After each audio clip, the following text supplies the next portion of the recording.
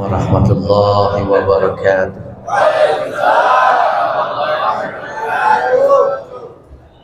Alhamdulillahi rabbil alamin alladzi man biyadihi malakutus samawati wal ardh. Asyhadu an la ilaha illallah wahdahu la syarika lah, syahadatan tunji qailaha yawma yukramul mar'u aw yuhan yawmal hasrati wan nadam yawmas salamati wan najahi minan nar. Wa asyhadu anna Muhammadan abduhu wa rasuluh wa habibuhu wa khaliluhu sadiqul wa'dil amin sahibul mu'jizati wal kautsar alladzi bajjala juhdahu li dinil islam fil laili wan nahar. Allahumma salli ala sayyidina Muhammadin wa ala alihi wa ashabihi al-athhar, amma ba'd. Qala rabbi shrah li sadri wa yassir li amri wahlul 'uqdatam min lisani yafqahu qawli. Al-mukarramun, para guru, para kiai, para asatidz, wabil khusus para sehat bersuci Al-Ustaz Haji Muhammad Daud Salim, Kiai Hasan Asy'ari, dan seluruh para asatidz, guru-guru kita yang mohon maaf tidak saya sebutkan namanya satu persatu, tapi kita doakan semoga guru-guru kita Allah panjangkan umurnya, Allah berikan kesehatan, duitnya banyak, biar kita dibagi, amin ya rabbal alamin. Seluruh DKM Masjid dan Mushola, wabil khusus DKM Masjid Baitur Rahim, semoga seluruh perangkat jajaran DKM Allah berikan ketabahan, kesabaran dalam mengurus seluruh masjid dan mushola. Allah berikan perlindungan, Allah panjangkan umurnya dan sehatkan badannya, amin ya rabbal alamin. Seluruh jamaah bersuci, baik dari Kelurahan Cikiwur khususnya, dari negara tetangga Bantar Gebang, Subur Batu, Ciketing, Cilengsi juga ada. Bapak bisa beberapa giliran beliau tidak muncul. Sekarang alhamdulillah ada lagi di tengah-tengah kita. Semoga sehat selalu, Pak. Amin ya rabbal alamin. Jamaah sekalian yang dimuliakan Allah Subhanahu wa taala, kita Rajab ini sudah di hampir pertengahan Rajab, tapi kita sebagai bangsa secara internasional kita berada di tahun baru 2026 Masehi. Ini kita berada di tahun baru yang kata Rasulullah tidak ada sebaik-baik manusia yang Allah berikan panjang umur sampai di tahun baru ini kecuali man tola umruhu wa hasuna amaluhu, orang yang panjang umurnya dan baik amalnya, itu sebaik-baik manusia. Khairun nas man tola umruhu wa hasuna amaluhu, sebaik-baik manusia adalah yang panjang umurnya dan baik amalnya. Dan sejelek-jelek manusia adalah yang diberi panjang umur tapi jelek amalnya. Daripada di dunia maksiat baik, mending buru-buru paeh. Sebab lamun teu paeh mah bisa lobadeun dosana. Ini termasuk orang yang berada sekarang ini, insya Allah termasuk di dalam lingkup ruang hadis Rasulullah SAW. Ada 7 golongan besok di hari kiamat, ada di bawah naungan, di bawah penyejuk yang tidak ada naungan. Yauma la zilla illa zilluh, tidak ada naungan, tidak ada tempat berteduh kecuali hanya tempat berteduh Allah Subhanahu wa ta'ala. Di alam mahsyar, alam yang begitu luas, tanpa ada tempat berteduh, tidak ada pohon-pohonan, yang ada tempat berteduh adalah hanya naungan Allah Subhanahu wa ta'ala. Siapa dia? Terlebih-lebih bagi yang di bawah 40, U40, ada di bawah U40. Kalau ini rata-rata nih di atas 5 nih, kepalanya di atas 5, bahkan di atas 6, ini di atas 7 ini. Penasehat di atas di atas 7. Syabun nasya fi ibadatillah. Kata Rasulullah, salah satunya adalah seorang pemuda yang tumbuh besar tetapi dalam ibadah pada Allah Subhanahu wa ta'ala. Besok di hari kiamat berada di bawah naungan yang tidak ada naungan kecuali hanya naungan Allah Subhanahu wa ta'ala. Dan mudah-mudahan di bulan ini juga Allah sediakan beberapa keutamaan. Ini salah satu bulan dari 4 bulan yang Allah muliakan, yang Allah hormat, yaitu inna iddatasyuhur indallah 12 syahran fi kitabillah. Ada 12 hitungan bulan menurut Allah, dari mulai Muharram terus sampai kepada Dzulhijjah, itu ada 12. Ada 4 bulan termasuk Ashhurul Hurum, di antaranya bulan Rajab, bulan di mana ada satu peristiwa di luar nalar manusia, peristiwa di luar enggak terjangkau oleh otak manusia, di mana satu saat Nabi didatangi oleh malaikat Jibril. Gum ya naim laqad huyiat lakal ganaim. Qum ya naim laqad huyiat lakal ganaim. Bangunlah orang yang tidur, telah disediakan untukmu beberapa keuntungan, beberapa ghanimah, beberapa keutamaan. Nabi bainal yaqdah wa naum, antara tidur dan tidak, antara merem dan melek. Jadi Nabi itu dalam satu syairan, wa qalbuhu lam yanam wal ainu qad na'asat. Mata Nabi telah ngantuk tapi hatinya tidak pernah tidur. Kita juga sebenarnya begitu, mata mah merem tapi hatinya mayap kemana wae itu. Apa yang terbayang tuh? Hatinya merem tapi hatinya aprak-aprakan kemana-mana. Nabi enggak begitu, matanya merem tapi hatinya penuh zikir kepada Allah Subhanahu wa ta'ala. Ketika itu Nabi sedang tiduran bainal yaqdah wa naum, di buminya, di rumahnya Ummu Hani.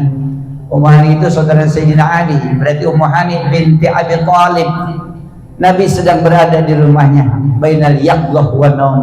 Datang malaikat Jibril kepada Nabi Muhammad sallallahu alaihi wasallam. Ya naim laqad huyiat lakal ganaim. Bangun wahai orang yang tidur, telah disediakan buat engkau keutamaan-keutamaan. Nabi bangun, dibelek dadanya, dibersihkan hatinya. Ada orang bertanya, kalau gitu Nabi kotor hatinya dong. Nabi dibersihkan hatinya, kalau begitu hati Nabi kotor. Tidak semua yang dibersihkan kotor. Yang sudah bersih, supaya lebih bersih lagi, bersihkanlah. Kita sudah punya wudhu, mau sholat belum batal, wudhu lagi, sunnah ini. Tidak semua orang yang wudhu tidak punya wudhu. Ada kalanya orang yang punya wudhu tapi wudhu lagi, itu sunnah namanya, disebutnya tajdidul wudhu, memperbaharui wudhu. Dari habis sholat maghrib kita nunggu sholat isya, belum batal mau sholat isya, sunat wudhu lagi meskipun belum batal, namanya tajdidul wudhu. Nabi hatinya bersih, kemudian dibelek dadanya, dibersihkan lagi hatinya, bukan berarti kotor, tapi yang bersih dibersihkan lagi. Itulah Rasulullah Sallallahu Alaihi Wasallam. Saudara-saudara kaum muslimin yang dimuliakan Allah Subhanahu wa Ta'ala, ini satu peristiwa yang di luar nalar kita manusia, di luar jangkauan otak kita. Kita tidak akan bisa mengerti soal ini kalau tidak menerima dengan keimanan. Kalau dengan keimanan, apapun akan terjadi. Bahkan kata Abu Bakar, yang jauh lebih daripada itu, aku akan percaya. Kalau Nabi yang mengatakan lebih jauh daripada itu, Abu Bakar akan mempercayai. Bayangkan saudaraku, dari Masjidil Haram ke Masjidil Aqsa, itu kalau kita nih perkirakan kurang lebih itu, karena beda negara, 16.000 kilometer jauh itu. 16.000 kilometer kurang lebih. Kalau ditempuh dengan jalan kaki 40 hari baru sampai. Ada orang Indonesia ke Mekah juga, ada jalan kaki, ada ya, pernah ada ya, buat sepeda itu nakal banget itu. nekat banget. Tapi sampai itu, dan itu orang kita, orang Indonesia. Orang mana?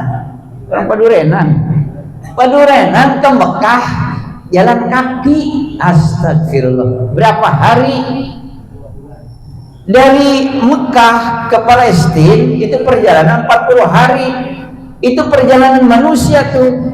Tapi perjalanan Isra dan Mi'raj tuh bukan cuma Mekah Palestina, tapi Palestina terus nembus langit pertama, kedua, ketiga, sampai ke-7. Bahkan di atas langit ke-7 Nabi sampai ke Sidratul Muntaha. Hanya ditempuh lailan, kata Allah dalam Al-Quran. Lailan itu tidak satu malam suntuk. Berbeda dengan apa? Al-lail dengan lailan itu beda. Kalau al-lail semalam suntuk pakai al namanya al-lail. Tapi kalau lailan separuh malam. Jadi kalau dari Masjidil Haram ke Masjidil Aqsa itu kurang dari separuh malam. Sebab yang separuh malam itu ditambah lagi Mi'raj dari Masjidil Aqsa ke Sidratul Muntaha, itu separuh malam Nabi ditempuh. Maka disebut perjalanan luar biasa, di luar nalar manusia. Sebab yang menjalankannya manusia, tapi yang memperjalankannya bukan manusia, melainkan yang menciptakan manusia, yaitu Allah Subhanalladzi asra bi'abdihi lailan minal masjidil haram ilal masjidil aqsa.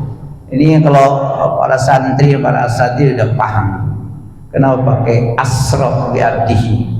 Dari saro yasri siroyatan, beda dengan saro yasir. Kalau saro yasir sayran, kalau saro yasri siroyatan. Dibikin fi'il tadi asra yusri isro'an. Kalau saro yasri itu berjalan sendiri di waktu malam, tapi kalau asra yusri isro'an diperjalankan.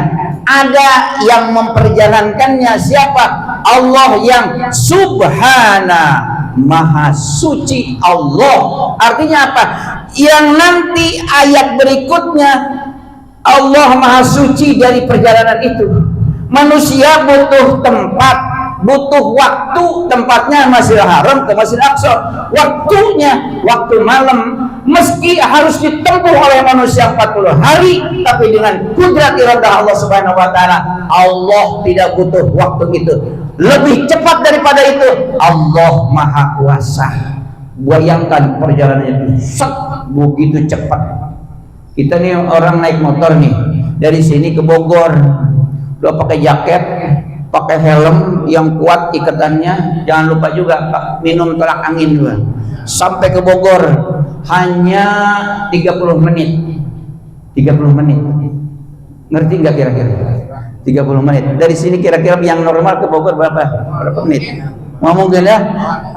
Tapi orang bertanya tuh, itu orang pakai helm, pakai jaket, minum tolak angin juga. Nabi dari Masjidil Haram ke Masjidil Aqsa terus naik ke langit, turun. Nabi itu masih tengah malam, ditanya, itu Nabi pakai helm enggak ya? Itu Nabi pakai jaket enggak ya?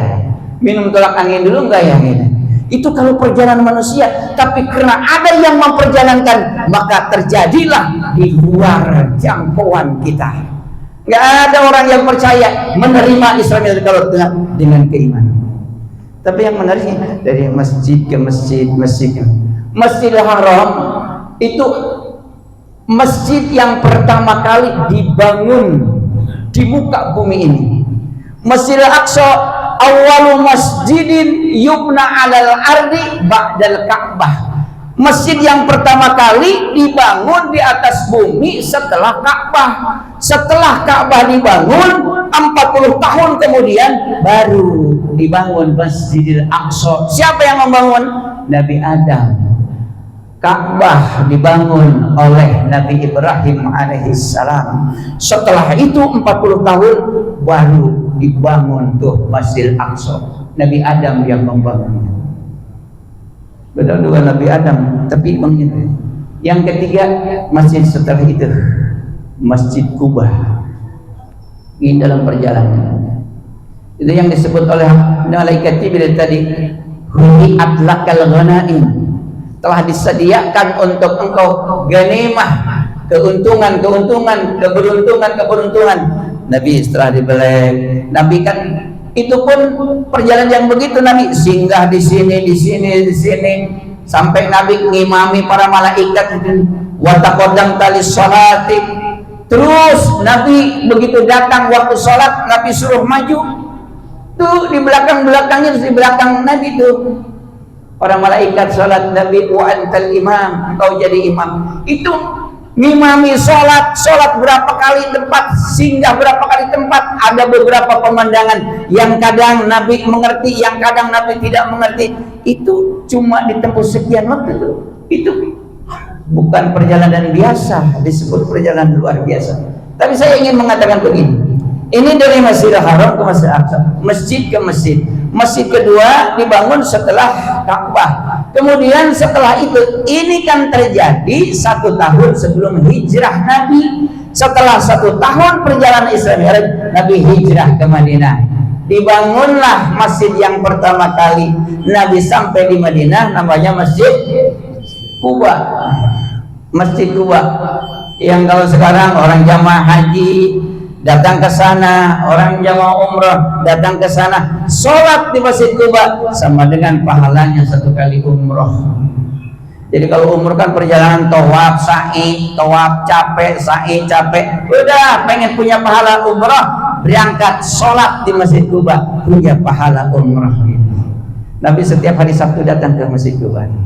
Tapi saya ingin mengatakan begini, itu di zaman Nabi perintah sholat Jumat di Mekah, tapi nggak dilaksanakan dulu sholat Jumat di Mekah, dilaksanakan di Madinah. Kenapa? Mengingat orang yang sedikit. Begitu hijrah Nabi ke Madinah baru dilaksanakan sholat Jumat di masjid yang Nabi bangun. Tukang adzannya Bilal, sahabat-sahabat lain datang. Makanya dalam dakwah Rasulullah itu tantangannya bukan cuma orang kafir yang notabene Nasrani Yahudi, bukan, tapi ada juga dalam keluarga, dalam lingkup Islam itu sendiri ada. Kalau sudah katakan kafir, maka Yahudi Nasrani itu kita sudah paham tuh. Tapi dalam lingkungan keluarga ada Abu Jahal, ada Abu Lahab, itu dalam lingkungan keluarga. Di dalam Islam sendiri ada yang namanya orang munafik, ada orang yang ngaku-ngaku Nabi. Itu di zaman Nabi sudah ada sejak dulu. Jadi kalau kita berjuang nih, ada yang dari luar menjadi lawan kita, terus dari dalam rumah juga ada, dalam lingkup keluarga juga ada. Nah itu nggak heran, sebab dari zaman Rasul juga ada. Dari dalam Islam ada orang munafik. Tokohnya Abdullah Ubay bin Salul. Itu kalau sholat berjamaah di belakang Nabi itu adanya. Di Nabi Muhammad di belakangnya itu Abdullah Ubay bin Salul. Itu yang menampakkan keislamannya di depan orang Islam, tapi menampakkan kekafirannya ketika kumpul dengan teman-temannya. Hatinya tidak sebagaimana mukanya. Mukanya nampaknya sopan santun depan Nabi, dia Islam, tapi begitu berpaling dengan Nabi, dia menjadi musuh Islam. Ini kan yang lebih dahsyat daripada orang kafir. Kalau kita punya musuh di depan tuh, kita tahu dia bawa senjata apa, kalibernya kaliber berapa, maka kita akan siapkan kaliber yang lebih gede. Tapi kalau musuh dalam selimut, apa yang mesti kita siapkan? Kita nggak tahu, jangan-jangan di kiri kanan kita itu orang yang memusuhi kita, kan gitu, itu orang munafik namanya. Nah itulah zaman itu ketika Rasulullah SAW menyebarluaskan dakwah, membangun Masjid Kuba, tapi di sampingnya ini orang munafik. Ada bangun lagi masjid, ada bangun lagi masjid. Ini walladzina takhadhu masjidan dirara wa kufran wa tafriqan bainal mu'minina wa irsadan liman haraballaha wa rasulahu wa la yahlifunna in aradna illal husna wallahu yashhadu annahum lakadzibun. Itu dah ayatnya. Kalau kurang tepat mohon bagi Hasan. Walladzina takhadhu masjidan dirar, itu orang-orang munafik yang membangun masjid, masjidnya dirar. Dirar itu apa? Masjid yang membuat madarat, kufran untuk membuat orang kafir, wa tafriqan bainal mu'minin, untuk memecah belah umat orang-orang yang beriman. Udah dibangun Masjid Kuba, Nabi sholat Jumat di situ, berjamaah 5 waktu di situ. Orang munafik bangun lagi masjid, mau didirikan Jumat. Kok cari cing? Gak ada dia. Ini masjid diler namanya, masjid diler. Masjid membawa madarat. Masjid membawa madarat. Siapa tokohnya pada waktu itu? Abi Amir al-Rahib. Abi Amir al-Rahib. Abi Amir al-Rahib itu padahal anaknya sangat taat kepada Nabi, yaitu Hanzalah. Hanzalah. Nabi mengatakan Hanzalah akan dimandikan oleh malaikat. Ini sahabat pada bingung, apa yang dimaksud oleh Rasul? Itu Hanzalah akan dimandikan malaikat. Kita kalau mandi sendiri, ini akan dimandikan malaikat. Sepanjang itu ingat di sahabat terus berkepikiran tuh apa yang dimaksud oleh Nabi. Hanzalah akan dimandikan oleh malaikat. Seorang anak muda nikah di malam pertama, baru habis malam pertama nih, Sayyidina Ali ketok-ketok pintunya. Hanzalah, bangun, Rasulullah ngajak perang. Perang tuh dia keluarnya bukan dari pintunya, tapi dari jendela, loncat. Meskipun dia seorang mu'alaf, bapaknya adalah masih Nasrani, Amir bin Rahim, Amir bukan bin Rahim, Amir ar-Rahim, Abi Amir ar-Rahim, masih seorang pendeta bergabung dengan orang-orang munafik. Itu yang mendirikan Masjid Dirar namanya.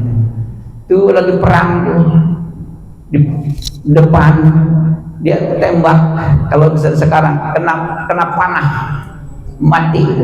Terus mati itu jasadnya di depan para sahabat, kelihatan dia angkat terus sampai tidak kelihatan tuh. Sahabat pada ngeliatin tuh. Begitu udah lama turun lagi, basah kuyup tuh Hanzalah tuh. Baru sahabat ngerti, ini yang dimaksud Rasulullah, bahwa Hanzalah dimandikan oleh malaikat. Ini terbukti setelah malam pertama, belum mandi dulu, ikut perang, terbunuh, jasadnya dimandikan oleh malaikat. Itulah Hanzalah. Bapaknya masih Nasrani, Abu Amir ar-Rahib. Ini yang dia mula-mula itu bangun masjid. Datanglah kepada Nabi, ya Rasul, nih kami juga membangun masjid di sana, sebelah sana. Saya berharap engkau datang ke sana, sholat di sana, dan doakan kami. Itu kata Amir bin Rahim, Amir ar-Rahim kepada Rasulullah SAW. Nabi jawabnya, nanti saya insya Allah, tapi saya mau perang Tabuk dulu. Setelah perang Tabuk, saya nanti mampir ke masjid engkau. Begitu kata Rasulullah SAW. Itu Amir ar-Rahim sudah gembira, bilang kepada teman-temannya orang-orang munafik, Muhammad nanti akan datang ke sini. Perang perang Tabuk, membawa pasukan 30.000 pasukan. Ini pasukan terbesar dalam peperangan Rasulullah. 30.000 pasukan umat Islam datang ke Tabuk. Perjalanannya, wah, perjalanannya jalan kaki, ya naik onta, yang naik kuda juga jalannya sama. Coba 30.000 pasukan, perbekalannya juga minim, makanan sedikit. Kadang itu onta di perjalanan sampai kurus-kurus dipotong. Untuk apa? Untuk dimakan karena kehabisan perbekalan. Habis dalam keadaan minim seperti itu, Nabi harus menghadapi pasukan Romawi yang sudah terkenal kuat, berani, dengan membawa pasukan 30.000 pasukan. Datang sudah ke Tabuk, sudah beberapa hari itu letih, lemah, lesu, tapi semangat jihadnya umat Islam pada waktu itu enggak surut, mesti kekurangan makan. Ditunggu tuh pasukan Romawi. Mana pasukan Romawi? Itu jangankan datang tuh pasukan Romawi itu, terdengar juga di mana adanya enggak ada. Itu artinya Pak, sudah down menghadapi 30.000 pasukan. Padahal itu pasukan Romawi, pasukan yang terkenal kuatnya, tapi enggak sampai datang ke Tabuk. Itu Nabi dengan kaum muslimin semua merasa gembira, pulang tanpa ada hasil peperangan. Jadi kalau sudah begitu nyatakan tuh kalah sudah pasukan Romawi. Sebelum sampai ke Madinah, Nabi singgah dulu di satu tempat. Itu orang yang namanya orang munafik. Ini kesempatan, dibuat kesempatan ketika Nabi berlindung, berteduh di satu tempat. Ini orang munafik yang tadi ikut barisan perang, dia menyusun siasat dengan teman-temannya. Ayo, kita kesempatan nih. Muhammad sedang terpisah dengan rombongan. Muhammad sedang ada di satu tempat, sedang nggak ada rombongan. Malam-malam, beberapa orang munafik yang tadi ikut perang, ini pakai apa, ditutup muka nanya, pakai topeng, datang 5 orang. Dikiranya nggak ada yang ngawal tuh Nabi. Ternyata begitu dekat Nabi, Nabi sedang istirahat. Itu yang ngawal Nabi cuma 2 orang. Siapa yang berani mau melukai Nabi? Hadapi aku, kata pengawal Nabi itu. Kata orang munafik, ya ternyata Muhammad tidak sendiri, masih ada juga pengawalnya. Enggak berani 2 orang lawan 2 orang, karena terkenal kalau pengawal Nabi terkenal ganasnya, kabur. Udah uprat-apret kabur, ikut barisan langit ini supaya kita tidak ketara dengan barisan kita. Udah buang tuh topeng, semua yang menjadi rahasia, menjadi kecurigaan dibuang. Akhirnya kumpul lagi tuh dengan barisan tadi. Tapi Nabi didatangi malaikat Jibril. Muhammad, engkau jangan datang ke masjid itu masjid Dirar. Engkau jangan sholat di masjid itu bukan masjid untuk kebaikan, tetapi untuk pemecah belah umat. Itu malaikat Jibril ngasih tahu kepada Rasulullah SAW. Maka turunlah ayat la takum la takum bihi abada la masjidun ussisa ala taqwa min awali yaumin ahaqqu an taquma fihi. Itu kata Allah dalam Al-Quran, Muhammad, engkau jangan sholat selamanya di masjid itu. La masjidun ussisa ala taqwa ahaqqu min awali yaumin ahaqqu an taquma fihi. Masjid yang dibangun dari awal permulaan atas dasar takwa itu adalah lebih layak, lebih pantas engkau sholat di dalamnya. Jangan sholat di masjid itu. Itu masjid bukan untuk kebaikan, tapi untuk memecah belah umat. Tapi mereka orang-orang munafik mengatakan la yakhlifunna in aradna illal husna. Kami bersumpah aku membangun masjid ini kecuali untuk kebaikan, tetapi wallahu yashhadu annahum lakadzibun. Allah Maha mengetahui mereka adalah bohong Muhammad. Akhirnya begitu sampai Nabi ke Madinah, panggil 4 orang sahabat. Siapa di antaranya? Ada Amir bin Sakan, ada Malik bin Dakhsum, ada Wahsy, ada Mu'in bin Adi. Dipanggil oleh Nabi 4 orang tadi. Kalian 4 orang datang tuh ke masjid itu. itu masjid diror, robohkan dan bakar itu masjid. 4 orang datang ke sana, itu dirobohkan masjid, kemudian dibakar. Kalau ada pendirian masjid kayak begitu, itu orang munafik. Ini didirikan Jumat, terus didirikan Jumat lagi, bukan 1 kilo 2 kilo, tuh kelihatan tuh masjidnya. Ini mau diadakan Jumat lagi kira-kira gitu. Ini perbandingan orang di zaman Nabi Masjid Kuba dengan Masjid Diror. Masjid Dirornya dirobohkan, dibakar oleh Nabi. Perlu dibakar nggak? Tapi nggak terjadi ya. Nggak terjadi, nggak akan terjadi. Kenapa? Syaratnya nggak ada. Kita Imam Syafi'i mendirikan jamaat itu adalah mustautinin 40 orang, yang punya rumah di situ 40 orang. Ini di masjid nih sekitarnya ada 40 orang minimal. Kalau yang tidak 40 orang yang punya rumah di situ, meskipun banyak orangnya, tidak sah sholat Jumatnya menurut Imam Syafi'i. Syaratnya dilaksanakan di waktu zuhur diantaranya, kemudian la yasbiqahu wa la yuqarinahu jum'atun fi baladiha illa kaburat wa asura ijtima'uha fil makan. Itu kata Khatib As-Sarbini dalam kitab Mughnil Muhtaj. Kitab Mughnil Muhtaj, tidak boleh didahului oleh Jumat yang lain atau bareng dengan Jumat yang lain. Di satu daerah didirikan masjid, mana yang dahuluan itu yang sah, yang belakangan tidak sah. Itu Jumat, ini Jumat, yang ini Jumat duluan, yang itu enggak sah. Atau bareng dua-duanya, enggak sah dua-duanya. Makanya selama itu ada, An-Nur masih ada, enggak akan terjadi karena syaratnya tidak ada. Syaratnya tidak ada, enggak akan terjadi.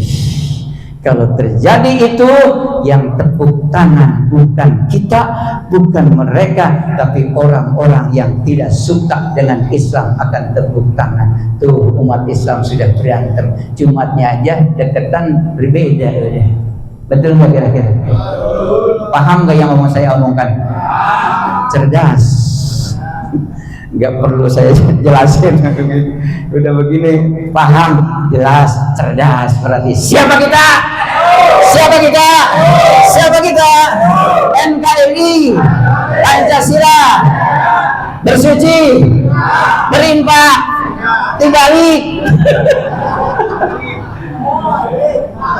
berinfak, berkabar suci, semangat, semangat, semangat, cikihul. Oh, terima kasih. Kira-kira udah segini aja dah. Ya, udah paham dari jam 6 pas. Jadi gitu ceritanya. Jadi